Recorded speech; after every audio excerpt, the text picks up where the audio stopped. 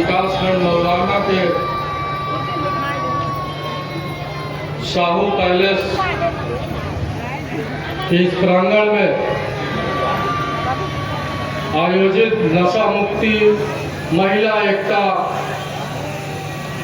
सम्मेलन का ये कार्यक्रम लगभग 11 बजे से आप लोग इतनी भारी संख्या में जो आप लोग उपस्थित हुए, ये हमारे केडी गौतम जी की देन है, जो लगभग महीनों से गांव-गांव चल करके जितनी भी बस्ती थी चौपाल लगा करके आप लोगों को इस कार्यक्रम के लिए जागरूक करने के लिए और पहुंचने के लिए अपना संदेश देने का काम किया। और उसके साथ आपकी उस पूरी टीम को मैं दिल की गहराइयों से धन्यवाद देना चाहूंगा कि आज तक मैंने अपने जीवन काल में जब भी कोई कार्यक्रम देखा है, या तो धार्मिक होता है और या राजनीतिक, और आज आपने एक ऐसा कार्यक्रम रखा है जो नशा मुक्ति और महिला एकता सम्मेलन के रूप में, जो हमारा बहुजन समाज आज बहुत ही नशे के चक्कर में हमारे बताने से ज्यादा आप लोग भी इस नशे को समझते होंगे। बाबा साहब भीमराव अंबेडकर जी नशा और भेदभाव के लिए बहुत सारे आंदोलन किए थे। आज ऐसे महापुरुष को मैं दिल की गहराइयों से श्रद्धांजलि अर्पित करते हुए आप लोगों को ये बताना चाहूंगा कि आज आपके सामने अगर ब्लॉक प्रमुख पद पर मैं मंचशील हूँ,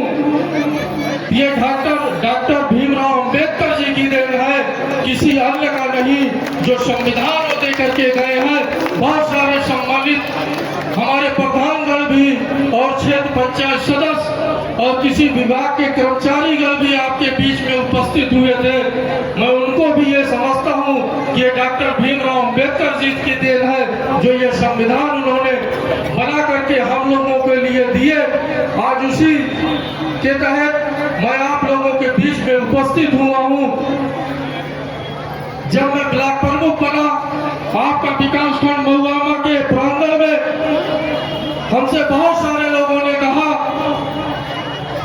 डॉक्टर भीमराव अंबेडकर जी की एक चित्र अपने कार्यालय पर लगा दीजिए।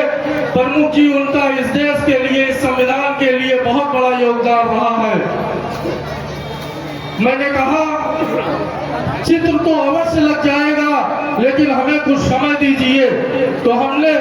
कुछ अपने साथियों के साथ इस पर विचार विमर्श किया। चित्र की रूपरेखा जो होती है वो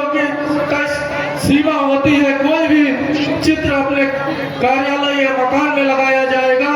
तो 2 साल, 4 साल, 5 साल, 10 साल, लेकिन हमने ये विचार किया कि एक ऐसी मूर्ति उस ब्लॉक प्रांगण में स्थापित किया जाए जो आजीवन कोई भी इस ब्लॉक विकासखंड परिषद में अगर घुसता है तो सबसे बाबा साहब भीमराव अंबेडकर जी की मूर्ति को नतमस्तक करके ही हो जाएगा, और ये सदा सदैव के लिए अमर रहेगी ये मूर्ति। तो आपके विकासखंड में बहुत सारे लोग गए होंगे तो देखे होंगे कि डॉक्टर भीमराव जी क्या जो मूर्ति स्थापित हुई है प्रांगण में, सबसे पहले उन्हीं पे निगाह आती है लोगों की। ये एक ऐसे महापुरुष थे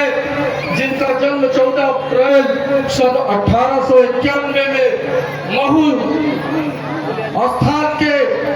मध्य प्रदेश में जो महू नाम का स्थान जाना जाता है, वहां पर आपका जन्म हुआ।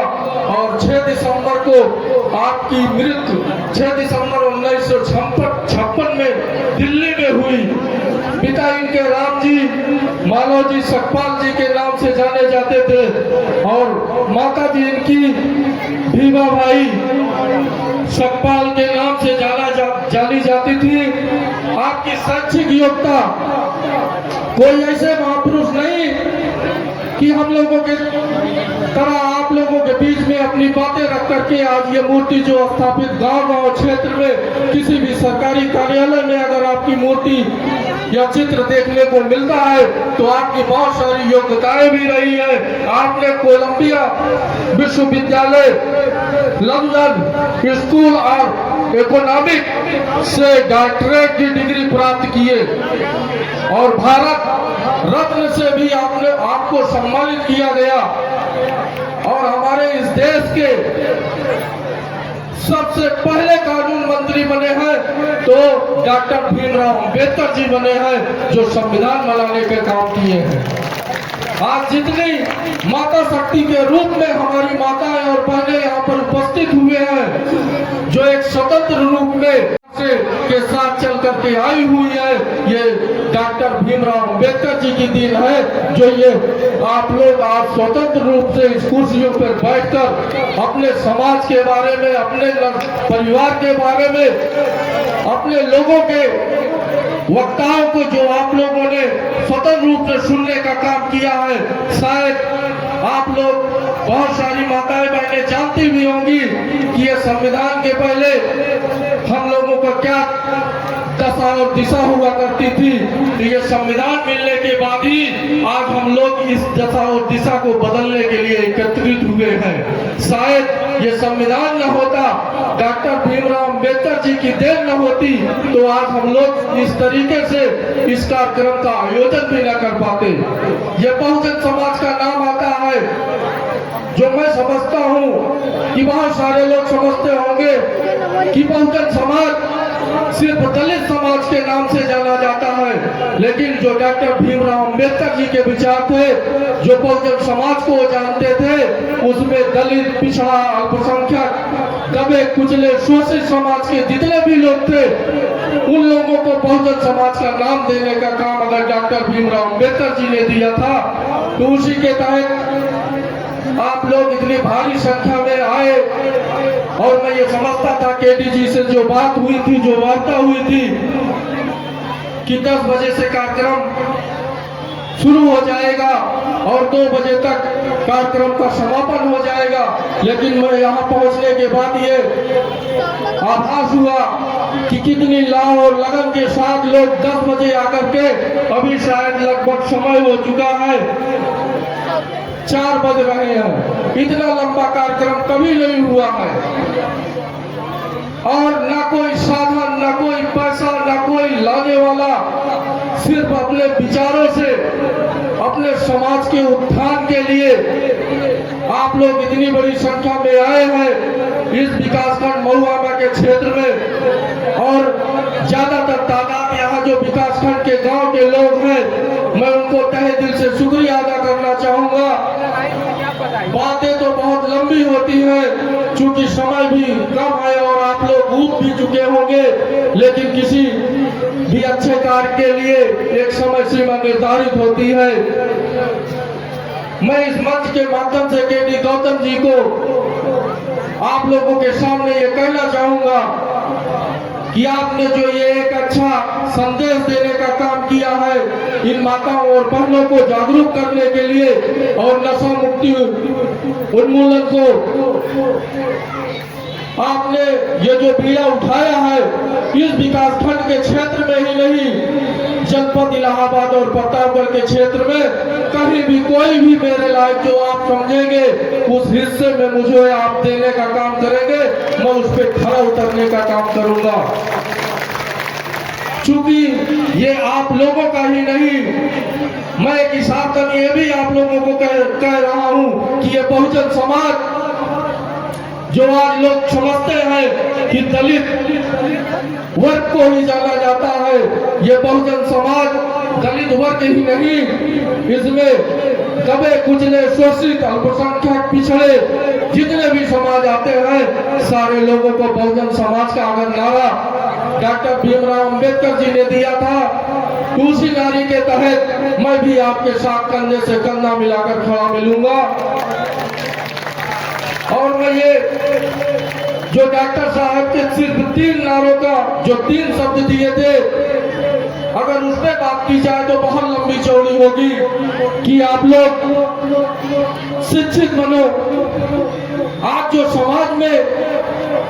ये मैसेज जा चुका है, चाहे मुस्लिम समाज हो, चाहे दलित समाज हो, चाहे पिछड़ा हो, चाहे अगला हो,